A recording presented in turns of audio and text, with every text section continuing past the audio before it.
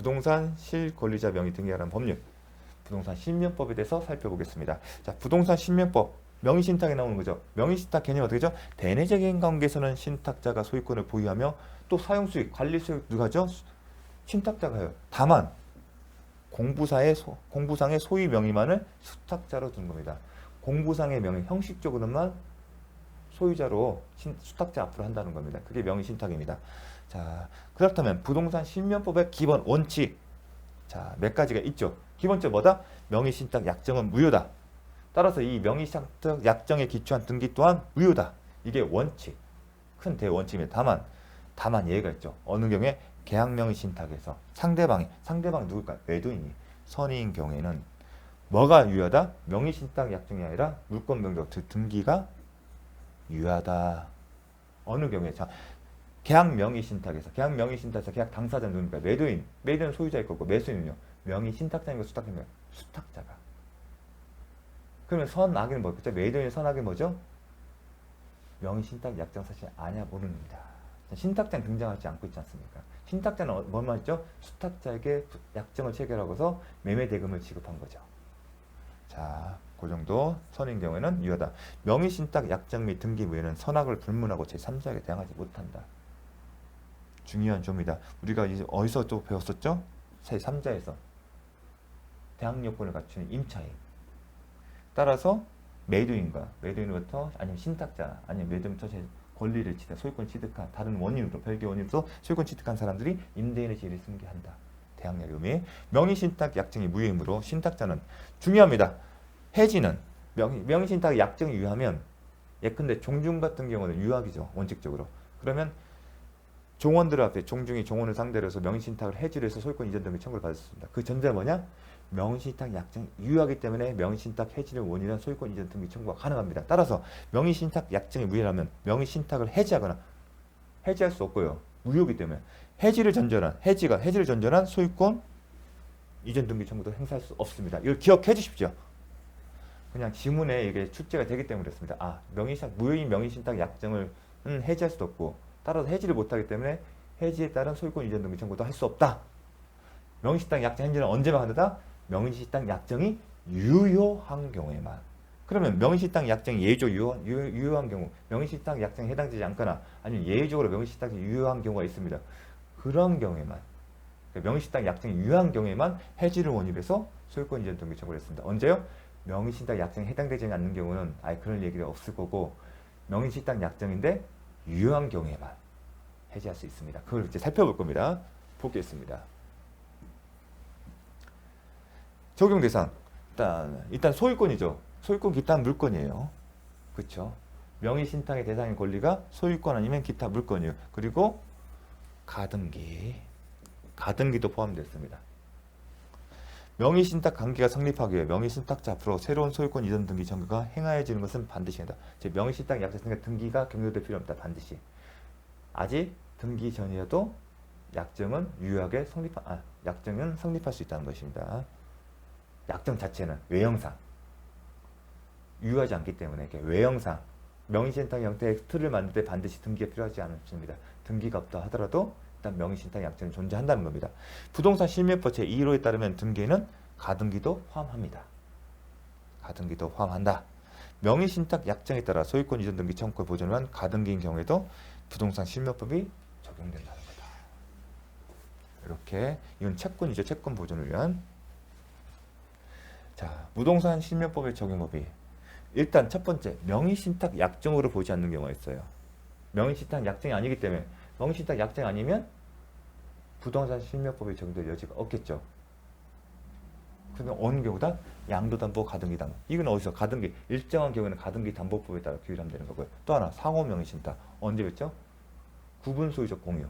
그 다음에 신탁법상의 신탁. 신탁법상 신탁은 대내적으로 모두 수탁자가 소유권입니다. 원래 명의신탁 개념이 뭐였죠? 대내적으로는 신탁자가 소유권을 보유하고 관리 수익하는데 대외적으로 등기부상 명의만 수탁자 앞으로 간다. 대내적, 대외적 구분되지만 신탁법상 신탁은 대내적 모두 수탁자가 소유자입니다. 자, 그래서 신탁 약정 보지 않는 경우 기본적으로 깔고 가겠습니다. 자, 갑은 자신의 웩스 토지 중 일부를 특정한 을에게 매도하면서 한 필지의 토지가 있었어요. 한 필지의 토지가 있었는데 이 부분만을 매도했어요. 그러면 원칙적으로 분필 절차를 밟아서 등기를 이전해도 되겠죠. 하지만 그게 싫은 거예요. 그래서 공유를 한 겁니다. 이게 뭐다? 구분 소유적 공유. 구분 소유적 공유는 어떻게 보면 된다? 그냥 각자 소유하는 걸로 보시면 된다고 하는 겁니다. 그 구분 소유적 공유에 관한 사례 케이스입니다. 여기 대해서 다음주 설명적 옳은 것은, 자, 일단은 갑은 자신의 엑스토진 일부를 특정. Y 부분은 누구한테? Y 부분은 누가 갖고? 을이 갖고, 요 부분, 나머지 부분은 갑이 갖고 있네요. 구분 소유적 공유. 자, 을은 갑에 대하여 공유 분할 청구할 수 없습니다. 어떤 방법이냐? 이게 상호 명의신탁이잖아요. 상호 명의신탁, 유효한 명의신탁이죠. 약정이 유효하잖아요. 명의신탁 약적으로 그렇지 않는 경우, 부동산 신명법에 적용되는, 그러면 상호 명의신탁 해지를 원인으로 한 소유권 이전 등의 청구를 합니다. 말에 어폐가 있는데 명의신탁 약정에 부동산 신명법이 적용되는 명의신탁 약정을 보지 않는 경우, 그 경우이기 때문에 그렇습니다. 그래서 공유분할 청구를 할 수는 못 씁니다. 각자가 소유하고 있는 거니까. 그럼 어떻게 한다? 해지를 하는 겁니다. 자, 을은 누가요? 을은 갑의 동의 없이 Y 부분은 제3자에게 각자 거잖아요.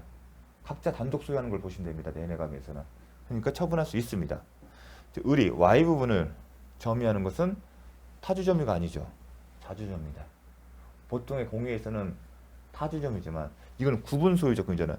이 부분은 갑의 것이고 이 부분은 을의 것이기 때문에 을이 Y 부분이 아닌 갑소의 부분의 건물을 신축하거나 법정지상권 성립되지 않는다. 왜냐하면 딱 여긴 토지는 갑의 것인데 건물이 을이기 때문에 애시당초부터 동일의 소유에 속하지 않기 때문에 그렇습니다. 을은 Y 부분을 불법적인 병에 대하여 공유분의 보존 행위로 배제를 구할 수 있다? 없다? 있다. 대외적 관계에서는 공유자주의에서 보존 행위로 할 수가 있습니다. 자, 이게 구분소유적 공유에 관해서 대표적인 사례를 냈습니다. 자, 명의신탁에 해당하지만 제한적으로 허용되는 건 어떤 경우나 단서가 있죠. 조세포털이나 강제집행 면탈이나 법령상 제한의 해피를 목적으로 하지하는 경우, 이게 단서가 반드시 붙어야 합니다. 그런 경우에는 허용되는 원칙이다. 종중, 배우자, 종교단체. 종중, 배우자, 종교단체는 이러한 목적이 없으면 허용됩니다. 허용되면 대내적 소유권은 신탁자에게 있고 대외적 관계에서는 수탁자 소유가 됩니다. 그럼 거기까지는 묻지는 않습니다. 그럼 어디서까지 물으냐? 케이스로 나왔습니다. 갑은 조세포탈, 강제집행 몬탈 또는 병량산의 제한 해피를 목적으로 하지 않고, 이런 목적이 있으면 무효입니다. 이런 목적이 없으면 유효하다. 자, 누구랑? 배우자랑. 배우자. 아들은 됩니까? 아들은 아닙니다. 배우자가 아니죠. 배우자 을과의 명의신탁 약정에 따라 자신의 엑스토지를 을 명의로. 자, 이거는 뭐죠? 자신의 엑스토지 명의로. 신탁의 유형에는 총 3가지가 있어요. 양자간, 제3자간, 계약 명의신탁. 제3자 같은 중간 생략하고요. 그럼 양자간은 뭐죠? 소유자가 신탁자예요. 자신의 엑스토지를 을 명의로. 지금 신탁자인가 이 사람이 소유자일 뿐만 아니라 신탁자자. 그러면 양자간 명의신탁이다. 자, 이렇게 되겠죠. 갑은 을이 되고, 수시합니다. 이거는 양자간은 항상 소유자 and 신탁자. 이 사람이 수탁자. 그 이유가 있습니다. 자, 이렇게 항상 수시합니다. 양자간 명의신탁에서는 항상 유효 무효는 두 번째 문제고 소유자, 신탁자 이런 얘기를 수시합니다. 자, 그러면 일단은 이 사람은 유효하잖아요. 그럼 이 사람 등기는, 수탁자의 등기는 허용되는 명의신탁 약정이 유효하기 때문에 이 사람 등기는 유효하다. 그걸 기억하셔야 합니다. 명의신탁 약정도 유효하고 이 약정도 허용되니까 유효하고, 유효한 명의신탁에 따른 등기이기 때문에 등기도 유효하다. 기억나시죠? 자, 그렇게 아셔야 합니다.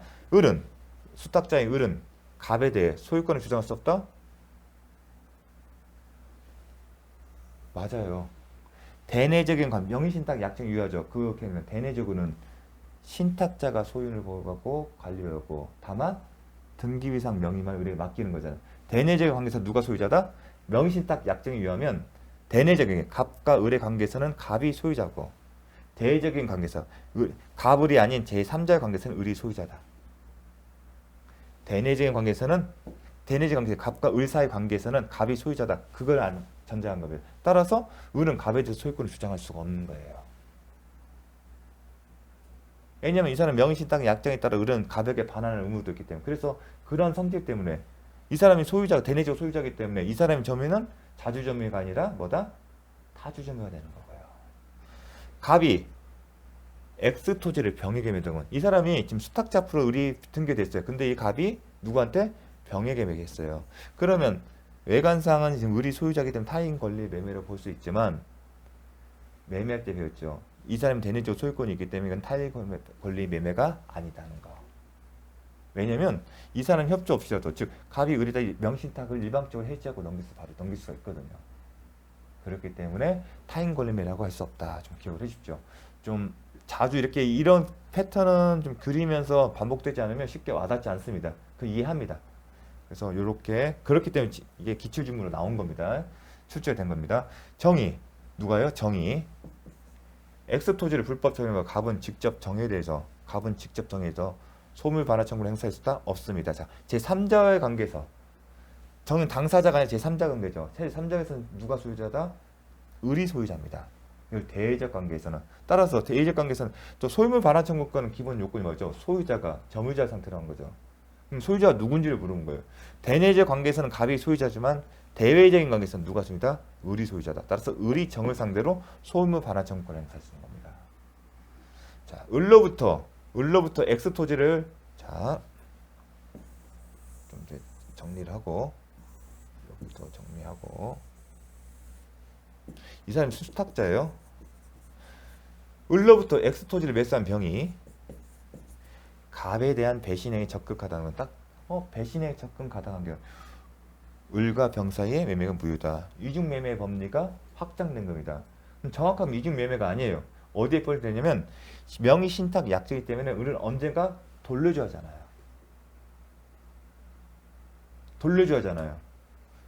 돌려주면 했는데도 병에게 하게 되면 만약 이 사람이 배신에 접근 가담한 경우가 아니라면 병은 제3자에 해당되기 때문에 이 수탁자가 소유권을 유효하게 취득했기 때문에 무조건 취득해요.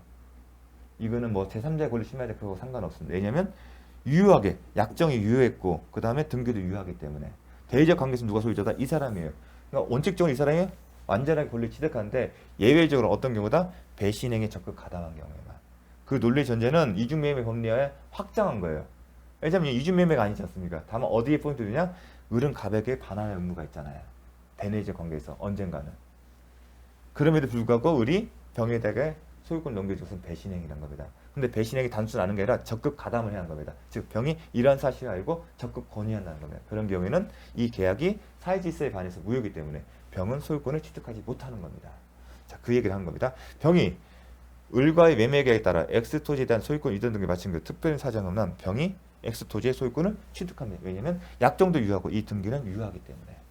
이게 유효한 명의신탁의 법리를 설명한 겁니다. 이게 유효한 명의신탁의 법리를 설명한다고 보시면 됩니다. 요거를 이 안에 모든 게 다 담아 있습니다. 그래서 별도의 설명 없이 사례로 설명을 드린 겁니다. 다음. 명의신탁 약정이 무효인 경우의 법률관계. 무효인 명의신탁 약정에 따른 급부가 하나의 쟁점이 뭐냐면 무효이기 때문에 명의신탁은 법률에서 금지하고 있어요. 그리고 약정은 무효라고 효력까지 정하고 있어요. 효력 규정이죠. 거기다 처벌 규정도 있어요. 그러니까 쟁점이 뭐냐면 그러면 103조 위반 아니야? 103조 위반이 뭐냐면 불법 원인 급여예요. 불법 원인 급여에 해당되면 급여자는 수익자에게 반환 청구를 못하는 페널티가 있어요. 그런데 결론은 해당되지 않는다. 설사 이 명의신탁 약정이 탈세의 목적이나 아니면 농지법에 대한 법령 제한 해필 목적이 있다 하더라도 불법 업의 급여에 해당되지 않아서 반환을 청구할 수 있는 겁니다. 예컨대 계약 명의신탁의 양자가 명의신탁에서는 매도인은 신탁자는 수탁자에게 약정이 무효를 이유로 소유권의 방해배제 조건 행사 이뤄서 등기 말소를 청구할 수 있는 겁니다. 만약 불법 원인 급여에 해당되면 그러한 용어들이 내용이 나올 수가 없습니다. 반환 청구가 불가능합니다. 그런 내용입니다. 자, 이 정도는 이제 시험에 여기까지 나오지는 않았습니다. 그냥 가볍게 불법 업임금액에 해당되지 않는다. 탈세 목적, 농지법에 대한 제한 회피 목적이 있다 하더라도 이 정도 선까지만. 그럼 유형별 검토하겠습니다. 그럼 유형별이 총 세 가지. 양자간, 그다음 중과생략가, 중과생략가는 제3자간이라고 하기도 하고요. 세 번째가 계약명의신탁. 근데 지금까지 출제된 다 케이스가 제대로 잘 나왔어요. 그리고 케이스로 나올 확률이 높고, 그리고 케이스의 지문들이 정리할 내용들이에요. 그래서 별도 내용 정리 없이 바로 사례형으로 보도록 하겠습니다. 일단 양자간 명의신탁 특징은 뭐죠? 소유자가 신탁자입니다. 그러면 나머지 제3자간 아니면 중과생략형 얘기를 했죠. 그 용어도 정확하게 했죠. 계약명의신탁은 신탁자가 소유자가 아닙니다. 그럼 구별은 어떻게 했죠? 그거는 계약 당사자냐 아니냐로 구분하시면 됩니다. 자, 양자간 명의신탁. 갑은 법령상의 제한을 회피하기 위해 법령상의 제한을 회피하기 위해. 그러면 일단 무효구나. 예외에 해당될 여지가 없구나. 어떤 경우든 배우자는 제한적으로 허용되죠. 어떤 경우에 법령 제한 회피 목적이 없었는데 회피할 목적이에요. 그럼 이 명의신탁 약정은 보호되지 않고 무효인 명의신탁 약정이다. 그걸 감을 잡으셔야 합니다. 명의신탁 약정을 하고 작신 X 건물을 마쳤다. 그럼 이렇게 갑이 쓰십시오. 이렇게 정리하셔야 합니다. 신탁자인데 and 소유자예요. 그리고 을은 수탁자예요. 그럼 명의신탁 약정을 했어요. 명의신탁 약정을 했고 and 등기까지 했어요. 근데 이 약정의 효력이 어떻게 돼요? 법령상 비록 배우자지만 부부 사이지만 법령상의 제한을 회피할 목적이 있었기 때문에 약정은 무효가 된다. 무효. 이렇게 기재를 하셔야 합니다. 등기 또한 무효가 된다. 부동산 실명법의 원칙, 명의신탁 약정 무효다, 등기도 무효다. 그게 원칙대로 가는 겁니다. 틀린 것은 볼게요. 갑은 소유권의 기회, 을을 상대로 소유권 이전 등기 말소 청구했다. 소유권 이전 등기 말소 청구가 뭐죠?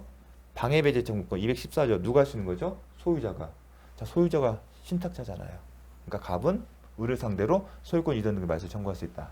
이 논리의 전제는 불법 업임 급여가 아니라는 전제입니다.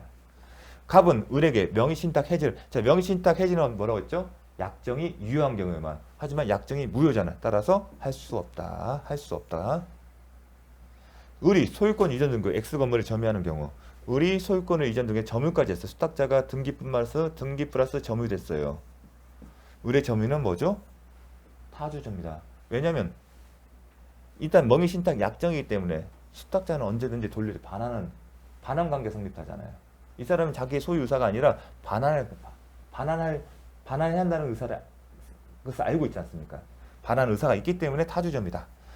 을이 병에게 X 건물을 제3자에게 증여를 통해서 누구한테? 병에게 증여를 했어요. 그리고 등기까지 했어요. 그러면 제3자잖아요. 그럼 3자는 특별한 사정이 없는 한 소유권을 취득한다. 제3자이기 때문에 3자한테는 약정의 무효나 등기부를 주장할 수 없다. 3자는 유효하게 권리 취득한다. 왜 특별한 사정이 있을까요? 이 소유자한테 돌려줄 반환 의무가 있음에도 불구하고 배신행위 적극 가담한 경우는 무효인 경우가 있기 때문에 특별한 사정이 없는 한 표현을 쓴 겁니다. 을이 병에게 X 건물을 적법하게 양도했다가 병에게 양도했다가 다시 소유권을 누가 갖는다? 을이 가졌어요. 그 경우에도 갑은 을에게 소유물 반환을 청구할 수 있다? 원래 갑은 이게 무효니까 돌려받을 수 있죠. 그렇죠?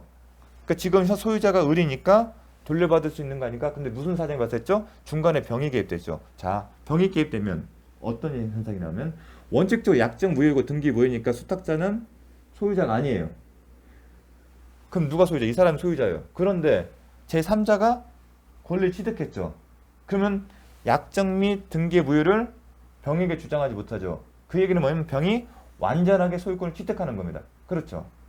그 얘기는 이 사람이 완전하게 소유권을 취득하는. 그럼 반사적으로 이 사람이 소유자가 되는 거예요. 반사적으로. 이 3자인 병이 소유권을 취득함으로써 주장을 못한다는 얘기는 이 사람이 소유자가 된다는 얘기예요. 이 등기가 유효하게 된다는 얘기입니다. 등기가. 소유자가 된다는 이 등기 무효인 등기가 아니라 등기가 유효한. 그걸 명의신탁 약정이 등기 원인이 아니에요. 명의신탁 약정 체결 어떻게 매매나 증여로 했겠죠. 그럼 당연히 등기 원인도 유효하게 취급이 되는 겁니다. 반사적으로. 그걸 반사적으로 합니다. 따라서 다시 병에서 을이 다시 소유권 회복했다 하더라도 을은 완전하게 자신의 소유권을 취득하기 때문에 소유자는 얘기예요. 이 병이 개입에 의해서 완전한 소유권을 취득하게 된 겁니다. 따라서 갑은 을을 상대로 해서 이 소유권에 돌려달라는 얘기를 못한다는 겁니다. 이 사람이 소유권자니까. 이 사람은 소유자가 아니. 반사적으로 이 사람이 소유자가 되면 이 사람이 소유자가 이제 아니잖아요. 그 얘기도 해야 하는데 잘 안 했습니다. 병이 소유권을 취득하게 되면 반사적으로 이 사람이 소유권을 취득하는 거예요. 이 사람이 소유권 취득했다는 얘기는 이 사람이 소유자가 아니잖아요. 더 이상 소유자가 아니에요. 병이 취득함으로써. 그러다가 이 소유자가 아닌 상태에서 이 사람이 다시 소유권을 취득했죠. 완전하게. 그러면 소유권 반환 청구권 누가 할 수 있어요? 소유자가 할 수 있죠. 그럼 소유자는 누구예요? 이 사람 소유자 아니잖아요. 이 사람 소유자가 아니는데 갑자기 을이 다시 소유권을 회복에 따라서 이 사람 소유권이 회복되는 건 아니에요. 한번 소유권을 상실하게 되면 설사 을이 병으로부터 다시 돌려받았다 하더라도 다시 소유자로 되는 게 아닙니다. 따라서 이 사람은 소유자가 아닙니다. 소유자가 아니기 때문에 반환 청구를 못하는 겁니다. 반환 청구 누가 한다? 소유자가. 점유자가. 근데 소유자는 이 사람이잖아요. 이제. 그 얘기입니다. 논리적으로 좀 설명 들으면 이제 그거 이제 포인트 잡아서 계속 이해를 하셔야 합니다. 어려운 얘기입니다. 중간 생략 명의신탁, 3자간 명의신탁이라는 특징이 뭐죠? 매도인과 명의신탁자 사이에서 유효한 매매계약이 체결된다. 이게 포인트입니다. 중간 생략형 3자간 명의신탁은 특징은 유효한 매매계약이 체결되는데 누구와 매도인과 명의신탁자 사이예요. 이게 하나의 포인트고 또 하나 신탁자와 수탁자의 명의신탁 약정은 무효이고 또 하나는 매도인이 수탁자 명의로 소유권 이전 등기를 경합니다. 매매계약은 매도인과 신탁자 사이에 있었지만 매도인이 명의 신탁자의 부탁을 받고 누구 명의로 한다? 신탁자가 아닌 수탁자 명의로 소유권 이전 등기를 경합니다. 따라서 매도인은 처음부터 명의 신탁 약정 알 수밖에 없죠. 왜냐면 계약 체결 당사자가 아닌 제3자 명의로 등기를 하기 때문에. 아예 그런 악의 선악이라는 물질을 구분할 필요가 없는 게 이 사람은 알 수밖에 없어요. 왜냐면 계약 당사자가 아닌 사람, 허위로 이 사람과의 계약을 또 등기 원인을 하려면 매매 계약일 텐데 원칙적으로는 신탁자와 매도인 사이에 매매 계약 기출하는데 등기할 땐 누구 이름으로? 매도인과 수탁적으로 허위 계약서라죠. 그래서 허위 표시라고 한 겁니다. 따라서 명의신탁 약정 무효고 그 다음에 수탁자 명의 등기는 무효다. 요거 이렇게 이해를 하죠. 우리가 잠깐 매도인 깨끗이 하겠습니다. 매도인 그 다음에 매수인 그 다음에 수탁자 매매계약은 이 사람이 신탁자 이 사람이 수탁자. 그런데 매매계약은 이들 사이에 있는 거고 등기는 이렇게 있는 거고요. 이렇게 그림을 그릴 줄 아셔야 합니다. 매수인과 수탁자 사이에 약정이 있는 거고 매매계약은 유효한데 등기와 약정은 무효다. 이렇게 되잖아요. 그런 개념으로 자 사례 한번 보도록 하겠습니다. 자 중간 생략 X 부동산을 매수하고자 하는 갑은 그럼 이 사람 매도인이죠. 매수인이죠. 죄송합니다. 매수인과 그러면 한쪽에 매수인을 그려야겠죠. 갑을 수탁자 신탁자 앤드 매수인. 그 다음에 을 명의로 소유권 이전 등기를 했다. 이 사람 명의로 등기하기로 했다. 그 후 갑은 누구랑? 병에게서. 병이 매도인입니다. 이 사람이 매도인입니다. 매도인 병에게서 그 소유의 부동산을 매수하고 대금을 지급했다. 이 사람의 신탁자인 갑이 매매계약 당사자가 됐다는 의미를 내포하고 있는 겁니다. 그래서 매매계약 당사자 누군지를 파악을 하셔야 합니다. 병은 매도인 병은 누구의 부탁? 갑의 부탁을 을 앞으로 등기를 했다. 등기는 이렇게 하고 이 사람 사이에 신탁, 명의 신탁 약정이 있고 등기는 있고 매매계약은 이 사이에 있고 이게 중간 생략 3자간 명의 신탁입니다. 그러면 이 경우에 우리 기본적으로 이 등기는 무효다. 이 약정은 무효다. 이 매매는 유효하다. 이걸 기억하셔야 합니다. 그리고 소유자는 누구다? 이 사람이다. 매도인이 소유자였으니까요. 처음에. 그리고 등기 원인이 등기가 무효이기 때문에 실질적 소유자는 또 매도인이다. 이걸 기본적으로 깔고 가셔야 합니다. 비록 을 앞으로 수탁자 앞으로 등기가 됐다더라도 명의 신탁 약정과 등기는 무효이기 때문에 말소 등기를 하지 않더라도 매도인에게 소유권이 있다. 그렇게 된 소유자를 표시를 한 겁니다. 그 이유가 있겠죠. 그래야 나중에 문제 풀 때 편합니다. 요 정도는 기본적으로 세팅을 시키셔야 합니다. 그래야 이걸 가지고 이제 문제를 풀 때 편해요. 유효, 무효 그렇게 따지면서 하는 거였어요. 자, 무효. 보겠습니다. 갑과 을 사이의 명의신탁 약정은 갑과 을 사이의 명의신탁 약정은 무효다. 무효죠. 중간생략의 명의신탁이고 명의신탁 약정으로서 지금 예외에 해당되는 사유도 없지 않습니까? 기본적으로. 갑은 을을 상대로 부당이득 반환원으로서 소유권 이전 등기를 할 수 있다. 자, 부당이득 반환 이유면 수탁자가 이득을 얻고 갑이 손해를 봐야겠죠.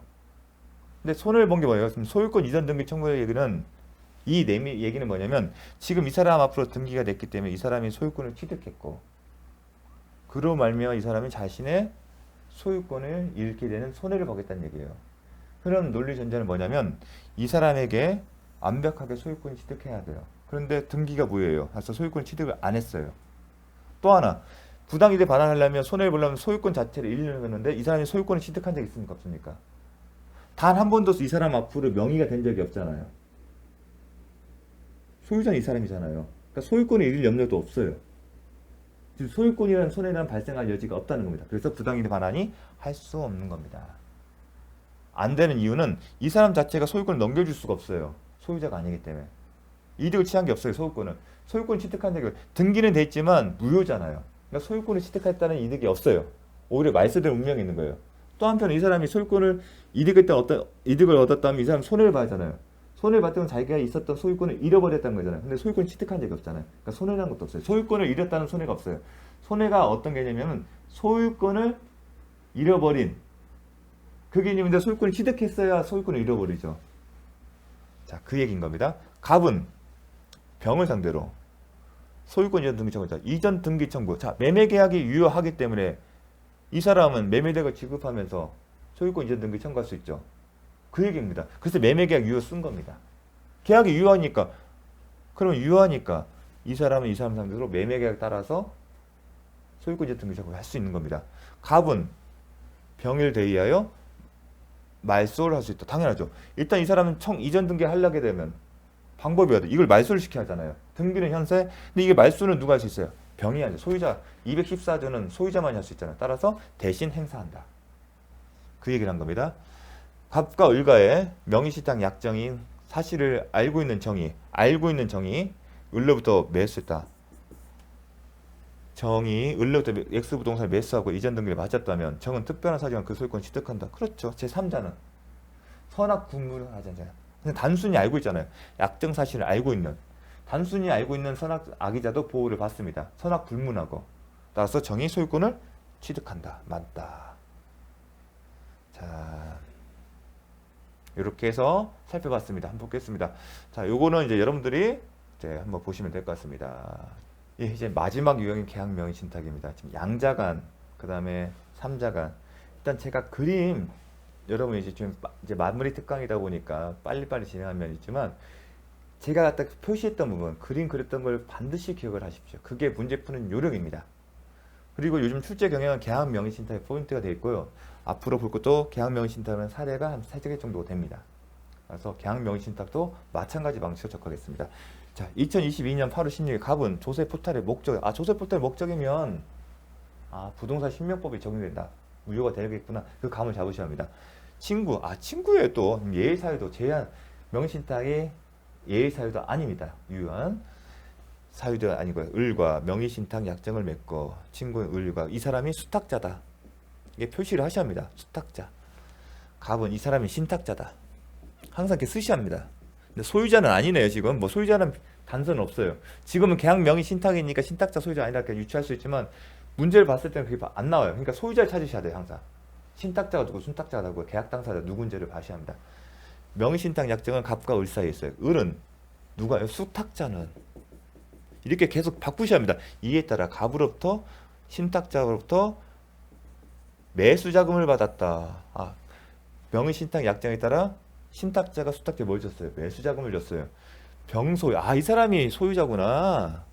그럼 신탁자는 또 소유자가 아니네요. 아, 소유자가 아니구나. 이 사람 소유자가 아니다. 이렇게 표시해 주세요. 누가? 병이 소유자다. 중요합니다. 자신의 토지를 누구 명의로? 자신의 명의로, 을의 명의로, 수탁자의 명의로 매수하여 등기를 이전하였다. 수탁자 명의로. 그러면 나오죠. 수탁자가 계약의 당사자다. 일단 첫 번째, 신탁자와 소유자가 다르기 때문에 양자간은 아닙니다. 3자간 아니면 계약 명의 신탁일 때 그러면 누구다? 계약 당사자, 매수인 누군지 봐야죠. 매수인 누구예요? 수탁자예요. 그럼 계약 명의 신탁이다. 만약 계약 당사자가 매매계약상의 매수인이 신탁자이면 그거는 3자간이나 중과생략이다. 이 수탁자가 그럼 이렇게 되죠. 그리셔야죠. 매도인, 병, 소유자, 그 다음에 매수인 누구예요? 을, 수탁자, 그 다음에 갑이 돈자네요. 명의, 신탁, 약정, 그 다음에 등기 이렇게 돼야죠. 그리고 이 사람들 사이에서는 매매자금 이렇게 표시를 하셔야 합니다. 그러면 계약 명의 신탁은 선악에 따라서 등기의 유효성이 달라지잖아요. 그러면 그것도 읽어봐야겠죠. 근데 아무런 얘기가 없네요. 그럼 선악 구분이 나온다는 얘기겠죠. 매도인이 선이면 이 등기가 유효이고 매도인이 악이면 이 등기는 무효입니다. 근데 명의신탁 약정은 어느 경우에나 무효가 되고요. 계약 명의신탁의 매도인 상대방의 매도인의 선악에 따라서 유효 무효 갈라진 것은 등기고요. 명의신탁 약정 무조건 매수자금은 명의신탁 약정 무조건 무효입니다. 선악 불문하고. 자, 갑과 을의 명의신탁 약정 무효다. 부동산 신명법에 적용되기 때문에 갑과 을의 명의신탁의 약정이 있었다는 사실을 병이 몰랐다면 선이라면 딱 떠야죠. 아, 이 사람 등기는 유효하다. 을은 병으로부터 X토지 소유권을 승계 취득한다. 승계 취득하면 등기가 유효하다는 얘기입니다. 등기 매매계약에서 소유권을 취득한 게 승계 취득이잖아요. 근데 이 의미는 승계 취득하는 소유권을 취득한다는 의미예요. 소유권을 취득한다. 즉 등기가 유효해야만이 소유권을 취득할 거 아니겠습니까? 등기가 유효하니까 소유권을 취득한다. 만약 등기가 유효하면 승계 취득을 못한다. 그런 내용. 을이 X토지의 소유권을 취득하더라도 갑은 을에 대하여 부당이득을 원인으로 X토지의 소유권 이전 등기를 청구할 수 없다. 똑같아요. 자, 소유자가 누구였어요? 소유자 이렇게 했고 등기가 이렇게 돼 있어요. 만약 부당이득 반환을 해서 이 사람한테 소유권을 달라고 하는 얘기는 자신이 소유권을 취득한 적이 있어야 한다고 했죠. 그래야 손해가 발생해요. 소유권을 잃게 되는 염려가. 그렇게 이해하십니다. 부동산 실명법에서 이런 유사한 문제를 풀 때는 지문을 해결할 때는 아, 부당이득? 소유권에 돌려달라는 거네? 그럼 이 사람 소유권 취득한 적 있나? 아이고, 왜 이게 나왔지? 한 번도 없잖아요. 단지 매수자금만 줬을 뿐이지 소유권을 취득한 적, 등기부상 취득한 적 한 번도 없습니다. 따라서 소유권을 잃는 경우는 소유권을 잃게 되는 손해란 발생할 여지가 없겠죠. 따라서 이 사람이 이득 취득했냐 여부와 상관없이 이 사람은 을을 상대로 소유권 자체는 돌려달라는 조치를 못하는 겁니다. 부당이득 반환하는 거예요. 그래서 아까 설명을 드렸습니다. 갑은 을에 대해 가지는 매수자금 상당의 부당이득 반환 청구권에 기하여 X토지의 유치권을 행사할 수 없다. 자, 매수자금에 대해서는 명의신탁 약정에 따라서 뭘 줬어요? 차견 매수자금 줬어요. 근데 원인이 없잖아요. 무효잖아요. 이 사람 중에 명의신탁 약정에 대해 줬는데 원인이 무효예요. 그럼 돌려줘야겠죠.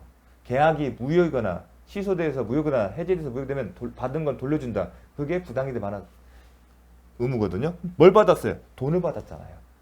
부동산 소유권이 아니야. 그럼 매수자금은 돌려줄 의무가 있어요. 그런데 그런 권리를 가지고 유치권을 행사할 수 있다? 없다. 왜냐하면 이 매매자금은 부동산에 관해서 발생한 권리가 아니기 때문에 아무 상관이 없는 거죠. 이건 단순히 약정에 따라서 하는 거니까. 부동산하고 상관이 없는 거기 때문에 만약 을이 정에게 누구한테?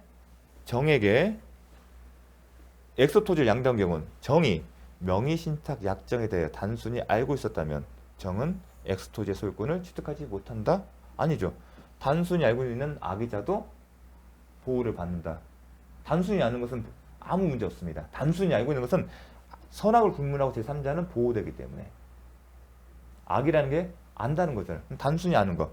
이게 뭘 염두에 둔 거냐면 적극적으로 배신행위에 가담했다.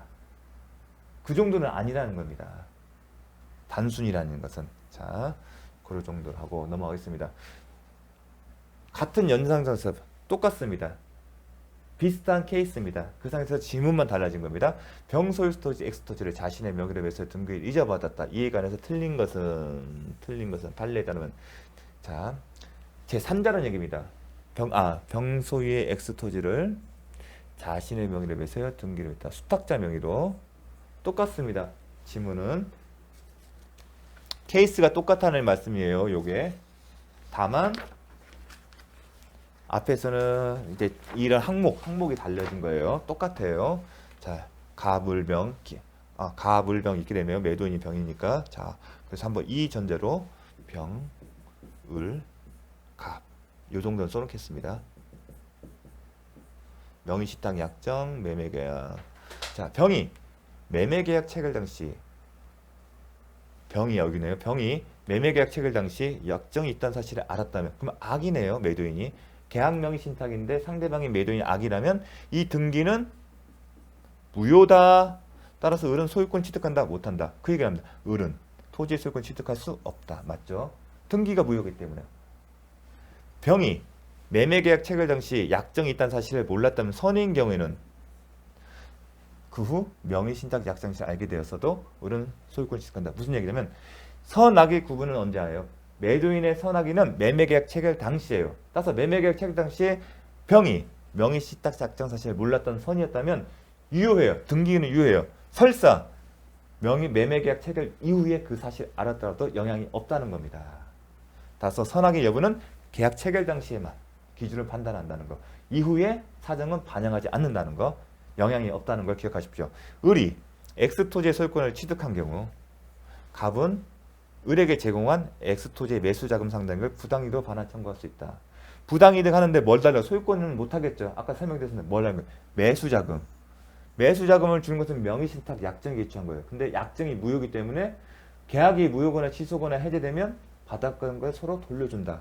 따라서 약정이 무효이기 때문에 을은 갑에게 매수자금 상당의 금원을 돌려줄 의무가 있습니다. 그게 부당이득 반환 의무. 다만 이 전제가 불법법인 급여가 아니었던 겁니다. 만약 불법법인 급여에 해당됐다면 돌려줄 의무가 없습니다. 근데 거기까지는 시험 범위에 안 들어가기 때문에 참고 삼아서만 말씀드렸습니다. 자, 5번.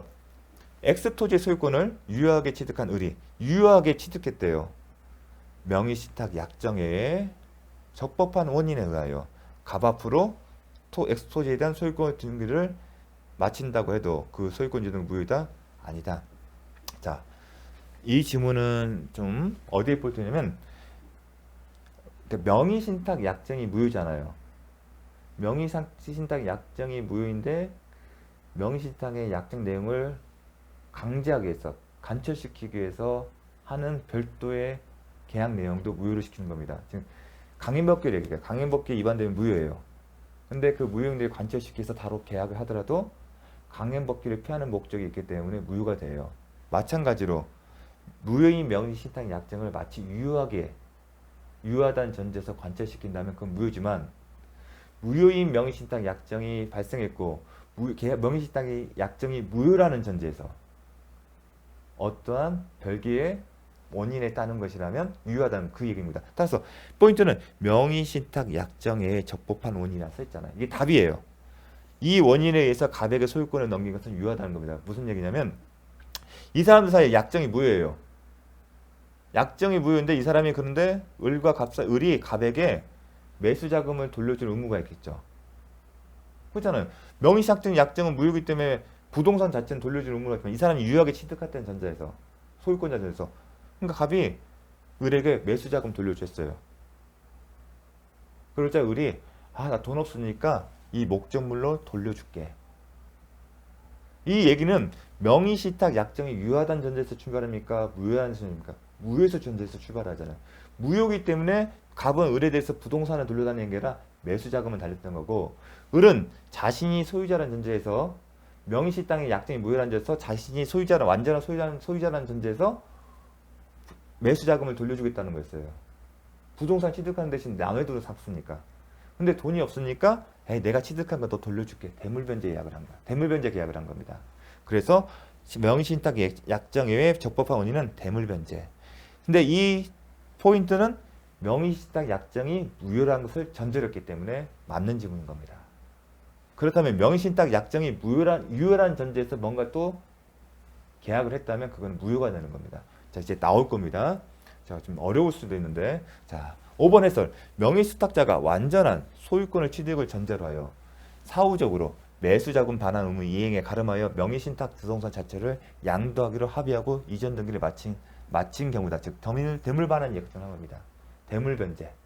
이 사례가 명의수탁자는, 근데 비교입니다. CF니까 참고로 반면에 명의신탁자는 언제든지 명의신탁자가 요구하는 경우에는 그 부동산의 소유권을 반환해야 한다는 약정은, 이런 약정은 뭐냐면 부동산 실명법에 따르면 무효예요. 무효이면 매매대금 이후 부동산 자체를 돌려줄 의무는 없어요. 수탁자는.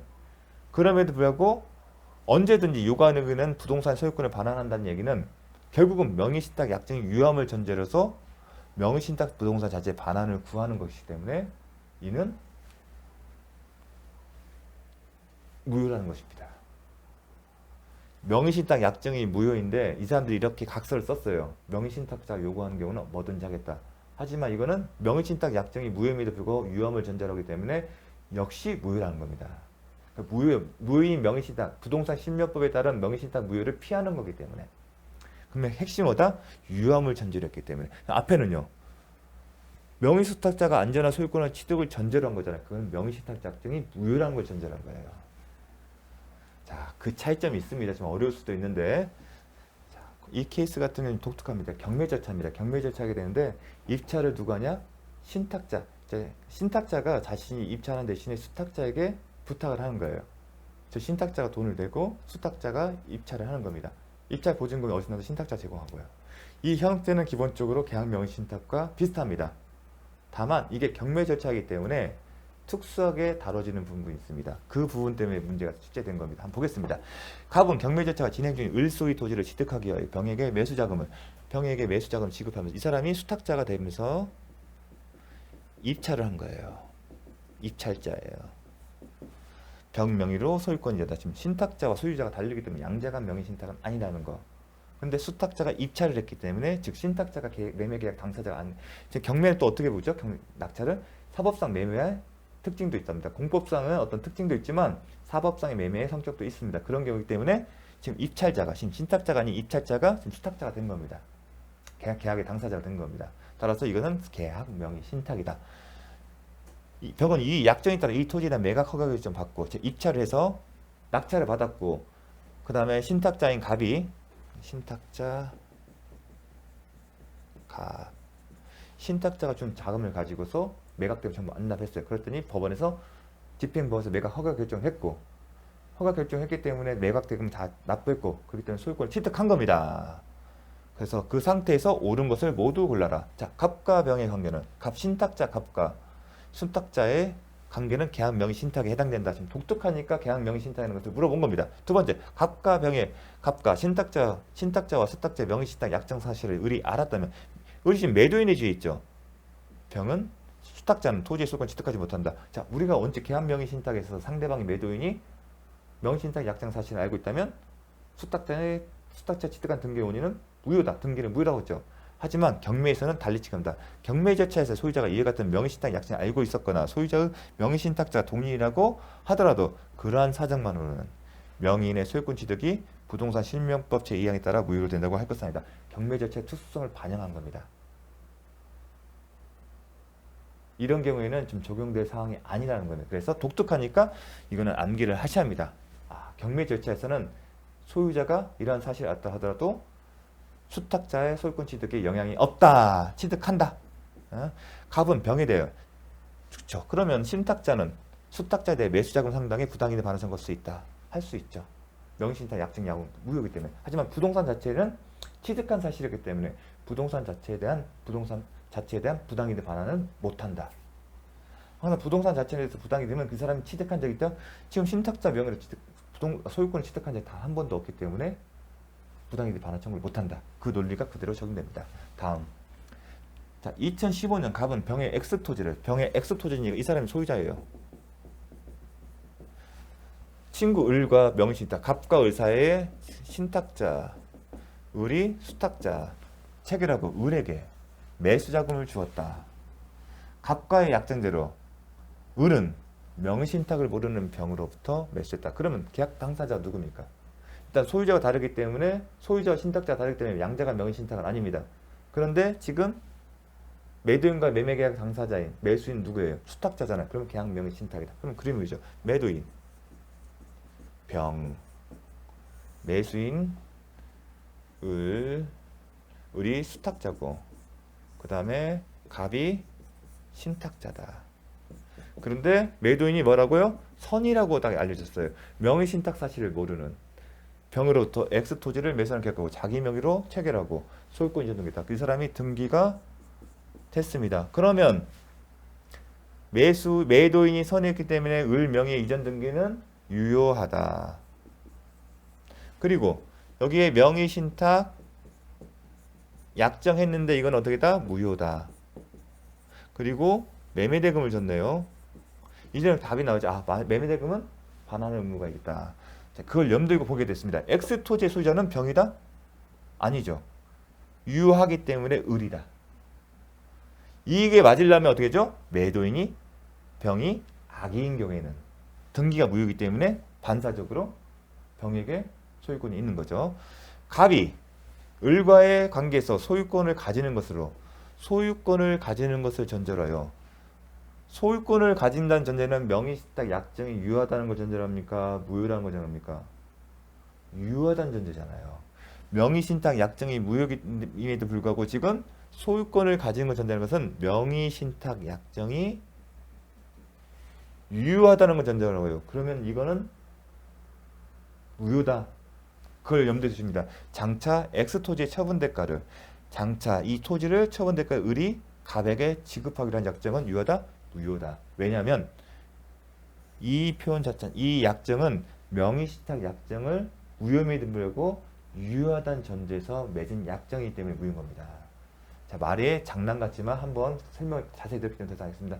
포인트는 명의신탁 약정이 무효임에도 불구하고 유효하다고 전제했기 때문에 무효인 겁니다. 갑과 을과 그리고 을의 친구, 갑의 친구인 정 사이에 새로운 명의신탁 약정에 의하여 을이 다시 갑이 지정한 정에게 X 토지의 이전 등기를 해준 경우, 자, 이번 누구한테? 정에게. 이 정에게 넘겼는데 갑이 지정한 사람이잖아요. 새롭게 명의신탁 약정을 체결한 거지 않습니까? 새롭게 정과의 사이에 명의신탁 약정을 체결한 거기 때문에 당연히 약정과 등기 또한 무효가 되는 거예요. 그 얘기를 하는 겁니다. 쉽지는 않은데 그 얘기입니다. 4번 만약 을이 갑의 아들이다. 아들이다 하더라도 명의신탁 약정은 무효잖아요. 배우자면 유효하겠죠. 아들이기 때문에 제외사항 아닙니다. 예외사항. 5번 만약 을과 명의신탁 사실을 아는 병이 을과 명의신탁 사실을 알고 있는 병이 매매계약에 따른 법률 효과를 직접 갑에게 기소시키도록 계약을 체결했다. 자, 이거 잘 보세요. 매매계약에 따른 법률 효과를 을과 지금 계약을 두고 있어요. 매도인이 을하고 계약을 하는데 병이 매매계약에 대한 권리 효과, 재산권 이전 의무와 매매대금 지분이 법률 효과죠. 그럼 그 중에 하나가 소유권 이전 등기 의무도 법률 효과죠. 근데 누구한테 줘요? 직접 갑에게. 원래는 누구한테 줘야 돼? 을한테 해줘. 근데 누구한테 하겠다? 갑에게 기속시킬 의도로 계약을 체결한 사정이 인정된다면, 즉 계약 당사자를 누구로 보내는 문제예요. 핵심은 여기에 법률 효과를 직접 갑에게 기속시킨다. 그러면 계약의 당사자는 을이 아니라 누가 된다? 갑이 된다는 거예요. 그러면 제가 얘기를 했죠. 계약에 이게 양자가 아니죠. 근데 계약 당사자가 신탁자냐 수탁자냐에 따라서 계약 명의 신탁이냐 아니면 삼자가 명의 신탁인데 지금 누가 되는 거예요? 그럼 신탁자가 계약 당사자가 되는 거죠. 수탁자가 아닌 계약 당사자이기 때문에 이건 계약 명의 신탁이 아니라 그러면 삼자간 등기 명의 신탁이다. 이겁니다. 자, 어려울 수도 있는데 자, 그거 보시고 자, 계약 명의 신탁에서 간단하게 악인 경우를 그 법률 관계 정리하게 되면 매도인과 명의신탁자 사이 매매 계약은 무효입니다. 왜 그럴까요? 매매 계약에 따른 목적 달성이 소유권 이전 등기가 불가능하기 때문에 매매 계약 체결 당시부터 목적 달성 가능이 불가능하기 때문에 무효인 겁니다. 매도인은 명의 신탁자에 따라서 소유권 이전의 말소를 청구할 수 있죠. 수탁자 앞으로 등기하더라도 등기는 무효이기 때문에 그럼 소유자는 누구예요? 매도인이잖아요. 그럼 매도인은 214조에 따라서 등기 말소 청구를 할 수 있다. 명의 신탁자가 소유자를 상대로 해당 부동산에 소유권 이전 등기할 수 있다 없다? 없다. 일단은 계약 명의 신탁에 있어서는 계약의 당사자 누구예요? 수탁자잖아요. 신탁자는 매도인과 아무런 관계가 없잖아요. 관계가 없기 때문에 소유권 이전 등기할 수 있는 명분이 없다는 겁니다. 즉 매도인, 수탁자, 이 사람이 매수인이에요. 신탁자가 있어요. 매매 계약을 체결했죠. 어떤 소유권 이전 등기 청구를 하면 그 원인이 있어야잖아요. 보통 매매 계약이잖아요. 보통은 이제 유효하다는 전제에서는 수탁자가 매도인 상대 할 수 있죠. 그게 원래 논리잖아요. 근데 지금 묻는 질문은 신탁자잖아요.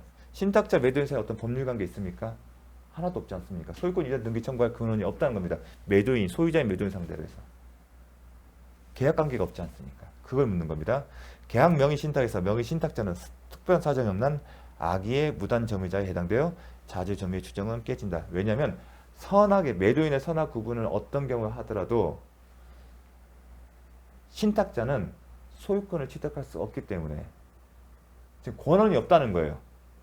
악의의 무단 점유는 무단인 것은 법률상 권한이 없다는 거예요. 객관적인 권한이 없습니다. 어떤 매도인이 선악을 불문하고 소유권을 취득할 수 있는 게 없어요. 근데 이 사람은 알고 있잖아요. 그래서 악의 무단 점유자로 취급하는 겁니다. 그래서 자주 점유주는 깨어진다는 겁니다. 요거는 좀 암기를 해 주십시오. 제가 취득시효 할 때도 살펴봤었습니다. 예, 특별법 다 끝냈습니다. 그런데 제가 이제 마무리 특강으로서 대법원 판례 보충인데 제가 지금 강의를 하는 시점은 9월 세 번째 주입니다. 그래서 제가 이제 정리하는 과정에서 반영되지 않는 좀 이슈가 될 만한 좀 주목할 만한 판례가 있기 때문에 몇 가지만 살펴보겠습니다. 네 가지 정도 볼 겁니다. 뭐냐면 특별한 사정이 없는 유치권자가 민법 324조 제2항을 위반하여 유치물 소유자의 승낙 없이 유치물을 임대한다. 자, 유치권에서 유치권자는 사용 권한이 있으면 수익 권한이 있습니까 없습니까? 없기 때문에 원칙적으로 사용할 수 없습니다. 예외적으로 소유자의 채무자의 승낙을 얻어야만이 임대하거나 아니면 보존행위만 할 수 있습니다. 따라서 승낙 없이 유치권자가 임대를 한 경우에는 소유자는 유치권 소멸 청구를 할 수가 있습니다. 근데 이 이슈는 뭐냐면 임대행위가 있는데 즉 소멸 청구권을 행사할 수 있는 시점에 소유자가 달라졌어요.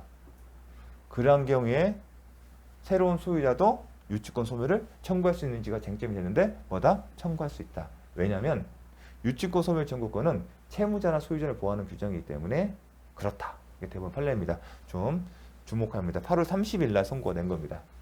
최근에. 그 다음 두 번째.